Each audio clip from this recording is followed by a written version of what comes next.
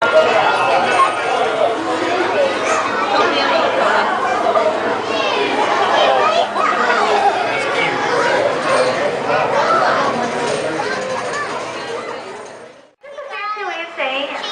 that allow us to look over them and take care of them.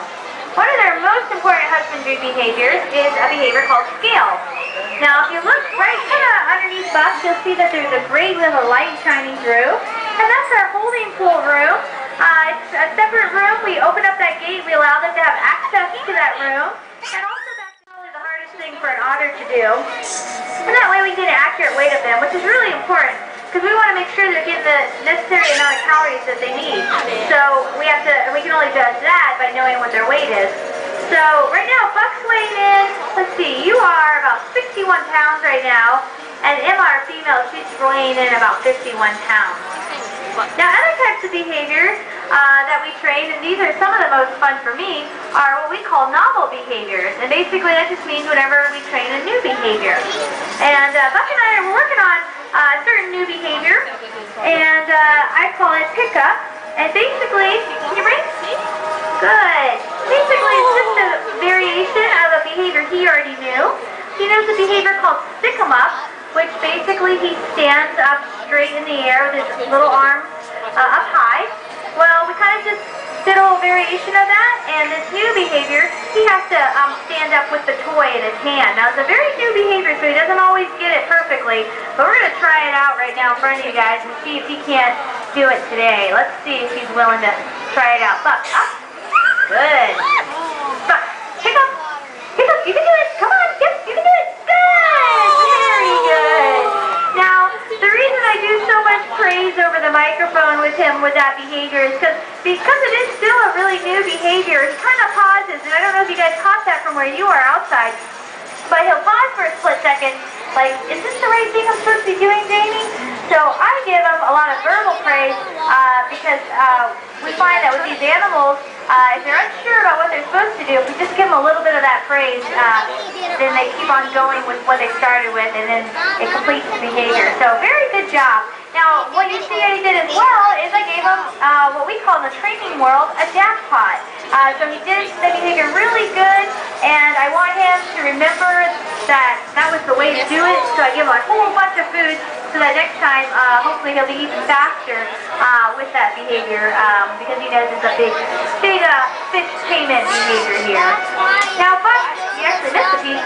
Buck is actually eating about 7 pounds of food, and Emma, our female, she's eating about 6 pounds of food, 6.0. And it always changes. Sometimes they need a little bit more food throughout the year, sometimes they need a little less. So we're always changing their diet. And it's a mixture, keep fit. It's a mixture of clam, shrimp, crab, squid, and their favorite happens to be crab and clam. They also eat pollock, which is a type of fish, and mixed out throughout their food throughout the day. Now, I'm almost out of food here. Now, one of the most important things besides training is we also want to make sure they're healthy, and that's why we do this constant weigh-ins for them that I was telling you about. But we also want to make sure they're happy.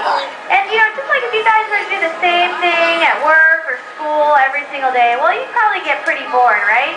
Well, same with our animals, if they were doing the same thing every day. So we constantly are striving to make every day new and different and fun. And there's many ways we can do this. One way is we've created a calendar, which we call an EOD calendar, and that stands for emphasis of the day. So every day we have an emphasis that we want to work on with them as far as their training goes. Now, we also have different trainers training them. We train in different pools in different areas at different times. Sometimes we'll do 5 feet, sometimes, like I said, we'll do all the way up to 10 feet. Another way we can provide enrichment in their environment is through toys. As you can see, they have lots of toys here in their exhibit. And I can never tell what's going to be favorite for Buck or favorite for Emma. They always choose the most random toys as their favorites. It's pretty fun to watch.